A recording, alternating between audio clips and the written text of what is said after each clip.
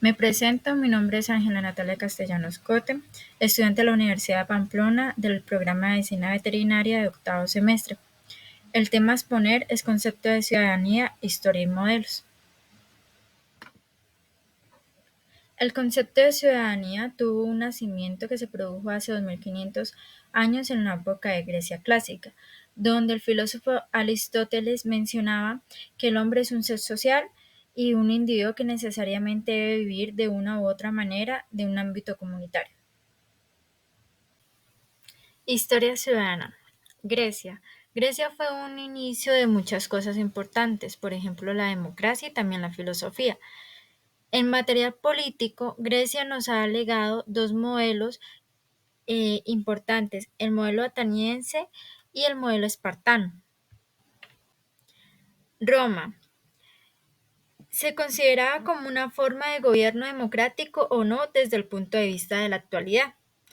El modelo romano no fue estático, sino que evolucionó en varias y diferentes fases. En la primera, los Graco, Tiberio y Cayo, creadores del Partido Popular, llevaron a cabo una serie de reformas que se basaban en elementos democráticos. En la época del Principado se produjeron tres fases. La primera, entre el 27 a.C. y el 14 después de Cristo, cuando Augusto otorgó la condición ciudadana a los soldados, que no siendo ciudadanos finalizaban su actividad militar. En esta época aumentó el censo electoral. La segunda, durante los reinados de Claudio y Adriano, el primero otorgó la ciudadanía a muchos no itálicos y además de animar a los galos a formar parte del Senado y ocupar cargos públicos. La tercera fase es la más importante, del emperador Caracá, que promulgó la Constitución Antoniana o Decreto Antoniano en el año 2012 y que se convirtió en la ley más importante y reconocida relacionada con la ciudadanía romana. Esta propuesta cosmopolita solo hace poco ha sido considerada y estudiada. Tal vez Zenón de Sitio fue el principal impulsor de un proyecto de ciudadanía cosmopolita que engloba la ética y la política, cuya idea iba más allá de los límites legales que funcionaban en la política en ese momento. Dentro de sus principios, muy originales en su momento, constituyeron una auténtica revolución moral, jurídica y política. En la era de las revoluciones en el siglo XVIII cambia drásticamente el panorama relativo al principio de ciudadanía y por extensión de la política en general. En este escenario se demarcaron dos perspectivas de pensamiento que se convirtieron en las dos principales tradiciones políticas de Occidente. En pugna durante siglos el republicanismo y el liberalismo. En este nuevo lenguaje de los derechos se abarcaría plasmado históricamente dos revoluciones decisivas, las cuales fueron la Revolución Americana y la Revolución Francesa, proclamadas como Declaración de Independencia de los Estados Unidos en 1776.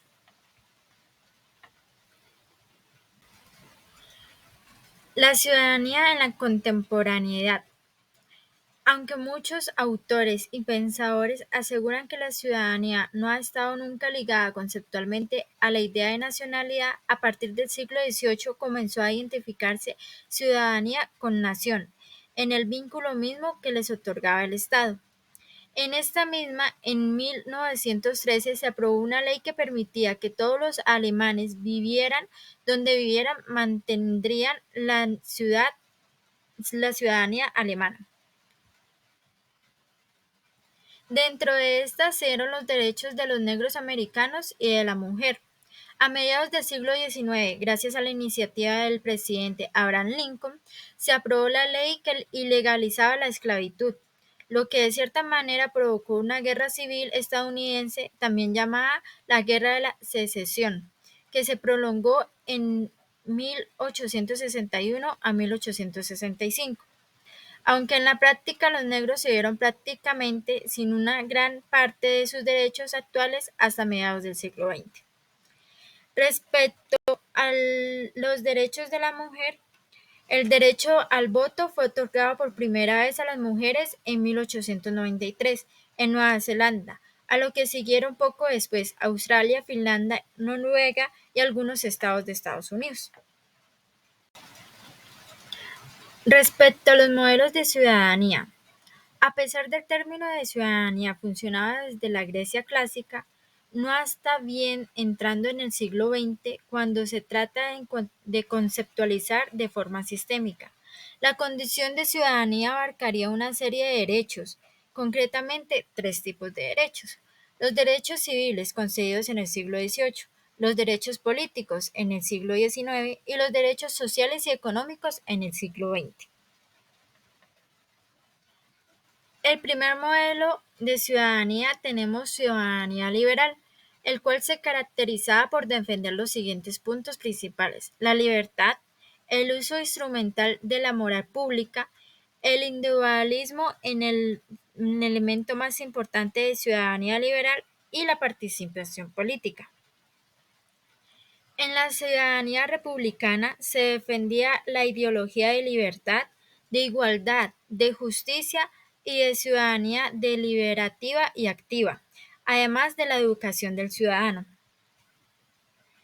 Y en la ciudadanía comunista, como su propio nombre lo indica, privilegia a la comunidad al individuo, poniendo por delante los vínculos de adhesión grupal con respecto a la libertad individual y quedando en bien común por encima del pluralismo.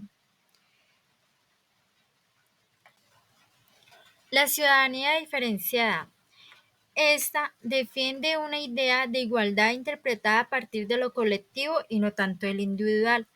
Se sostiene que hay siempre un grupo mayoritario que ostenta una posición dominante y que ese dominio siempre se da a un elemento de injusticia. La ciudadanía multicultural. Esta se refiere a tres clases de grupos, con sus correspondientes derechos específicos para cada caso, los cuales los clasifican en los grupos desfavorecidos, entre los cuales entran mujeres y discapacitados, los grupos de inmigrantes y minorías étnicas o religiosas, y las minorías nacionales, los cuales exigían derechos de autogobierno. En la ciudadanía postnacional, la clave de este modelo juega un papel importante llamado patriotismo constitucional, pues solo desde la Constitución y no de la supuesta esencia nacional se puede conseguir una plena integración común de las diferentes existentes en la sociedad. Y por último, el cosmopolitismo cívico, la cual a través de la democracia cosmopolítica la idea de este consiste en defender un sistema global de derechos y deberes de alcance universal que vaya más allá de un aspecto como el lugar de nacimiento o de residencia de cada individuo, y se trata de la suma de superar los particularismos de un tipo esencialista.